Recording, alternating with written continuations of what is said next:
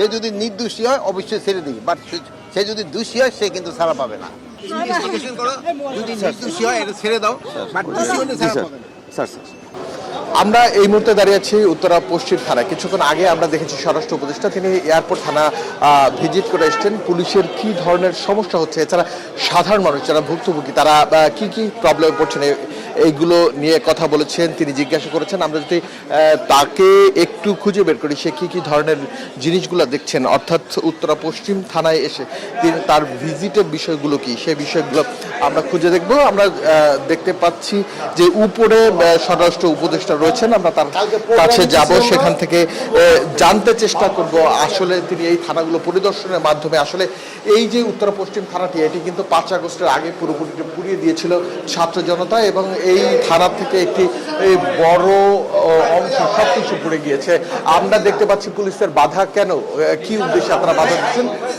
স্বরাষ্ট্র উপদেষ্টা মহোদয় এখানে আছেন, তিনি ঘুরে দেখছেন এবং তিনি সাধারণ পুলিশের সাথে কথা বলছেন, কি অবস্থা সেগুলো খোঁজ খবর নিচ্ছে। সবকিছু মিলে আমরা দেখতে পাচ্ছি তিনি এই মুহূর্তে উত্তরা পশ্চিম থানার ওসির রুমের দিকে গেলেন এবং রয়েছেন, অর্থাৎ হল যে পুলিশের সাথে তিনি কথা বলছেন বিভিন্ন বিষয় নিয়ে। এছাড়া আমরা কিছুক্ষণ আগে দেখছিলাম যারা ভুক্তভোগী অর্থাৎ বিভিন্ন মামলা নিয়ে অথবা জিডি এন্ট্রির জন্য থানাগুলোতে ঘুরে দেখছেন সেই বিষয়গুলো কিভাবে হ্যান্ডেল করছে পুলিশ, অথবা পুলিশের বিরুদ্ধে কোনো অভিযোগ রয়েছে কিনা। কারণ আপনি নিশ্চয়ই জানেন বিগত কয়েকদিন ধরে উত্তরায় বেশ কয়েকটি আওয়ামী লীগের মিছিল হয়েছে এবং এই আওয়ামী লীগের মিছিল হওয়ার কারণে গতকালকে 6 জনকে গ্রেফতার করা হয়েছে। এছাড়া আমরা দেখেছি বিভিন্ন জায়গায় অভিযান চালিয়ে এদেরকে গ্রেফতার করা হয়েছে, যেখানে আওয়ামী লীগের মিছিলে ছাত্র জনতা কিন্তু এদেরকে আটক করে তারপরে পুলিশের হাতে ধরিয়ে দিয়েছেন। এই থানাগুলো ঘুরে দেখছেন, এই উত্তরার এই অঞ্চলে এয়ারপোর্ট থানা, উত্তরা পশ্চিম থানা, পূর্ব থানা এবং তুরাগ থানা, এই 4টি থানা তিনি ঘুরে দেখবেন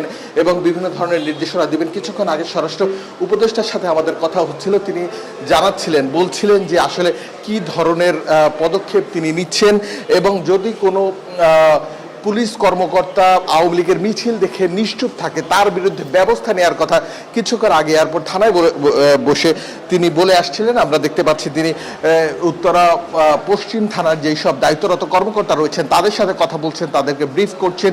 ডিজাইন, এলিগেন্স, বিউটি, সেরা পণ্য সবার জন্য জেভিকো। কি ধরনের পুলিশিং করতে হবে এবং তাদেরকে পরিচয় করিয়ে দিচ্ছিলেন, অর্থাৎ ঢাকার মধ্যে এইসব পুলিশ কর্মকর্তারা 5 আগস্টের আগে কিন্তু ছিলেন না, তারা বিভিন্ন জায়গা থেকে এসছেন। তাদের কোনো ধরনের প্রতিবন্ধকতার শিকার হতে হচ্ছে কিনা, অথবা সোর্সের দিক থেকে অথবা কোনো ধরনের নাশকতার দিক থেকে তাদের যেই অপরাধীর তালিকা লিস্ট থাকার কথা সেই লিস্ট ধরে তারা আসলে কার্যক্রম পরিচালনা করতে পারছেন কিনা সব কিছু খুঁটিয়ে খুঁটিয়ে দেখছেন। এর সাথে সাধারণ মানুষ এসে এই থানা থেকে কি ধরনের পদক্ষেপ পাচ্ছেন অথবা কি দৃষ্টিভঙ্গি তাদের তৈরি হচ্ছে, তারা তাদের ন্যায্য বিচার দাবি এবং বিভিন্ন ধরনের কার্যক্রম পরিচালনা করতে পারছেন কিনা সবকিছু মিলিয়ে খুঁটিয়ে খুঁটিয়ে দেখছেন। এছাড়া পুলিশের আবাসন ব্যবস্থা, কারণ এই যে থানাটি 5 আগস্টের পরে কিন্তু পুড়িয়ে দেওয়া হয়েছিল, সবকিছুই লুট করে নিয়েছিল ছাত্র জনতা, সবকিছু মিলিয়ে এখানকার যারা রয়েছেন অর্থাৎ পুলিশ কর্মকর্তা রয়েছেন তারা প্রতিকূল পরিবেশে কিভাবে তাদের অভিযান পরিচালনা করেন এবং প্রতিকূল পরিবেশে কিভাবে তাদের কার্যক্রম পরিচালনা করেন সবকিছু ঘুরে দেখেছেন স্বরাষ্ট্র উপদেষ্টা, এবং তিনি ঘুরে দেখে নিশ্চয়ই সন্তোষ প্রকাশের পাশাপাশি তাদের খাবার থেকে শুরু করে সবকিছুই তিনি ঘুরে দেখেছেন এবং ঘুরে দেখে তিনি সাধারণ মানুষের সাথে কথা বলবেন। কারণ এই থানায় বিগত সময় আমরা দেখেছি চুরি, ছিনতাই, ডাকাতির মতো যেই ঘটনাগুলো সেইগুলো কিন্তু অনেক বেশি। আমরা যদি একটু তার কাছে জানতে চাই,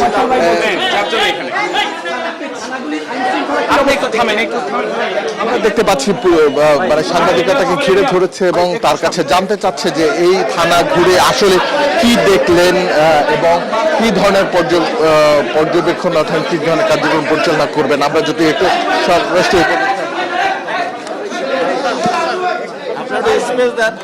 ঠিক আছে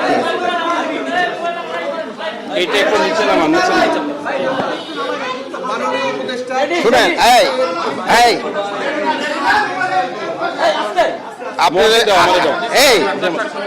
শুনেন এই কথাটা আপনারা একটু প্রকাশ করেন, বললেন আইন শৃঙ্খলা পরিস্থিতি ঠিক রাখা যে কি কষ্টকর আপনারা নিজেরাই তার এক্সাম্পল। এই যে আপনাদের এই অল্প একটু কথা বলার জন্য আপনাদের অর্গানাইজ করতে কি রকম সমস্যা হয়, আর আপনারা একসাথে হইতেও কিন্তু কি সমস্যা হয়। ইনশাআল্লাহ, পুরা এই দেশের লোক এই 18 কোটি লোকের পুরো আইন শৃঙ্খলা রক্ষা করা কিন্তু এরকম সমস্যা। স্যার, একটা ছোট- এখানে আছে যেমন আমার এখানে আসার মেইন উদ্দেশ্য হলো তাদের থাকা এবং খাবার অবস্থাগুলি দেখার জন্য। এখানে আপনারা জানেন এখানে থাকার অবস্থাগুলি খুবই খারাপ, এদের থাকার অবস্থাগুলি খুবই খারাপ। এটা কিভাবে আরো উন্নত করা যায়, এটা আমাদের চিফ অ্যাডভাইজার মহোদয় আমাদের এই ইনস্ট্রাকশন দিচ্ছে, এদের কিভাবে উন্নতি করা যায়। এই জন্য আমরা প্রত্যেকটা ভিজিট করে দেখতেছি। ফেসিস সরকারের সময় যে মামলাগুলি হয়েছে স্যার, ওই সরকারের যে মামলাগুলি স্যার, ওই হত্যা মামলাগুলি দায়ের হয়েছে স্যার, সেই মামলায় মিথ্যা কিছু আসামি আছে স্যার, সেই আসামিদেরকে পুলিশ হয়রানি করছে স্যার, এরকম অভিযোগ আছে স্যার। এই বিষয়টা আপনি কি বলবেন? মিথ্যা মামলা যেন হয়রানি না করা হয় এই জন্য কিন্তু পুলিশের অনেক আগে থেকে ইনস্ট্রাকশন দেওয়া হয়েছে, মিথ্যা মামলা যেন হয়রানি না করা হয়।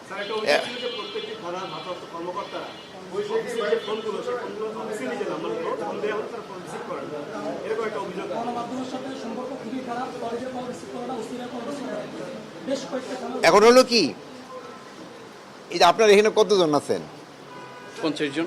50 জন। এখন এই 50 জনে যদি রিং দিতে থাকে মানে রিসিভ করা অনেক সময় ডিফিকাল্ট হয়। অনেক সময় আপনারা সংবাদ সংগ্রহ করার জন্য তো আসেন, অফিসে তো আসেন, অফিসে এসে নিতে পারেন, আর আমি ওসির ইনস্ট্রাকশন দেবো যেন আপনাকে এইটা ধরে। স্যার একটা একদম শেষ প্রশ্ন স্যার, অনেক চেষ্টা করছেন স্যার আর কি আইন শৃঙ্খলা রক্ষার জন্য ইনস্ট্রাকশন দিয়ে যাচ্ছেন এবং থানা পরিদর্শন করছেন, আসলে খাওয়ার পাশাপাশি সব ধরনের ইনস্ট্রাকশনই দিয়ে যাচ্ছেন।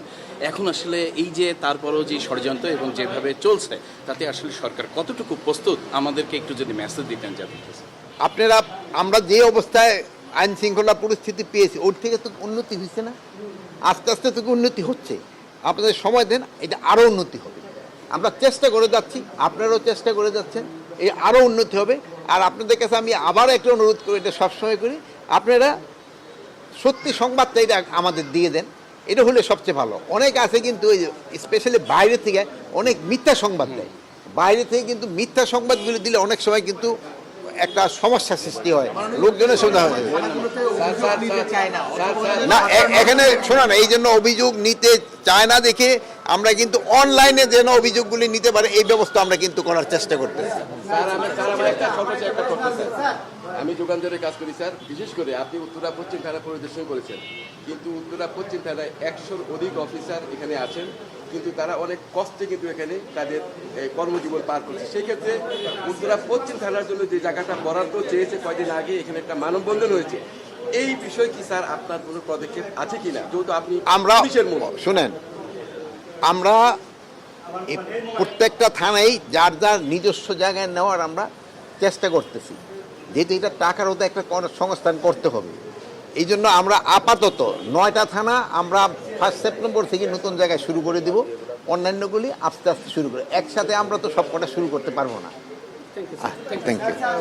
আপনারা শুনছিলেন স্বরাষ্ট্র উপদেষ্টা, তিনি কথা বলেছেন লেফটেন্যান্ট কর্নেল জাহাঙ্গীর আলম, এবং তিনি বলছিলেন যে প্রতিবন্ধকতা থেকে শুরু করে থানাগুলোর যে পুলিশের আবাসন ব্যবস্থা, তাদের খাবার দাবার সবকিছু ঘুরে দেখতে তিনি এখানে এসেছেন, এবং তিনি ঘুরে দেখেছেন, সাধারণ মানুষের সাথে কথা বলেছেন, পুলিশদের সাথে কথা বলেছেন, কি সমস্যা সবকিছু মিলিয়ে কিন্তু তিনি তার জায়গা থেকে চেষ্টা করছেন যে পুলিশের যে জীবন মান থেকে শুরু করে তাদের পুলিশিং ব্যবস্থাটাকে উন্নত করতে, এবং সবকিছু মিলিয়ে একটি সুন্দর পুলিশিং সাধারণ মানুষকে উপহার দিতে এবং পুলিশ জনবান্ধব হয়ে উঠবে, এমনটাই প্রত্যাশা তিনি করেন। এখানে সামনে আমরা দেখতে পাচ্ছি স্বরাষ্ট্র উপদেষ্টা দাঁড়িয়ে থাকা কয়েকজন মহিলার সাথে কথা বলছেন, এবং সেখানে আমরা যতটুকু দূর থেকে বুঝতে পারছি তাদের অভিযোগ শুনছেন যে তারা কেন থানায় এসছেন, কি কারণে, কি অভিযোগ নিয়ে থানায় এসছেন, এই বিষয়গুলো খতিয়ে দিচ্ছে। সাধারণ মানুষের সাথে যেমন কথা বলছেন, তেমনি পুলিশের যারা ঢাকার বাহির থেকে যেসব পুলিশ কর্মকর্তা তারা 5 আগস্টের পরে এসেছেন,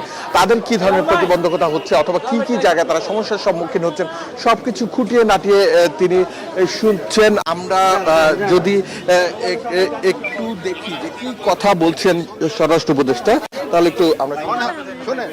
এখানে তারা ইনভেস্টিগেশন করে দেখবে, সে যদি নির্দোষী হয় অবশ্যই ছেড়ে দিবে, বাট সে যদি দোষী হয় সে কিন্তু ছাড়া পাবে না।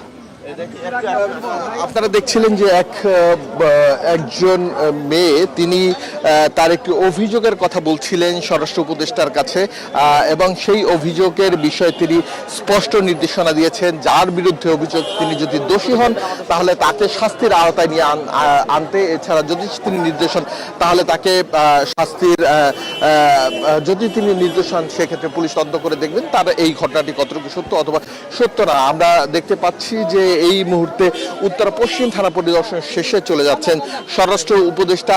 এর পরের গন্তব্য তুরাগ থানায়, সেখানে গিয়ে তিনি আসলে জানবেন, দেখবেন কি ধরনের প্রতিবন্ধকতার শিকার হচ্ছে পুলিশ এবং সাধারণ মানুষ। এখানে আমরা যেটা মহিলা, আমি তোমার মা বাবা, আমার ছেলে নির্দোষী, আমার ছেলে কোনো পাপ করে না, আমার ছেলে দোকান করে খায় বাবা, আমার ছেলে মনে করে শিক্ষিত না, অশিক্ষিত বললো আমার ছেলে দুর্নীতি, আমার ছেলেরে ধরে আনছে বাবা, আমার ছেলে দিয়ে যাও বাবা, তুমি বাবা, তুমি আমার দয়া করো বাবা, বাবা বাবা দয়া করো বাবা, তুমি তুমি দয়া করো বাবা, বাবা আমি তোমার ধর্মের বাপ, তুমি আমার যদি নির্দোষী হয় এটা ছেড়ে দাও, বাট দোষী হলে ছাড়া পাবে না। এইবার তো দেখছিলেন যে একটি ঘটনাকে কেন্দ্র করে উত্তরা পশ্চিম থানার ওসিকে স্বরাষ্ট্র উপদেষ্টা সরাসরি নির্দেশনা দিয়েছেন যদি এই ঘটনাটি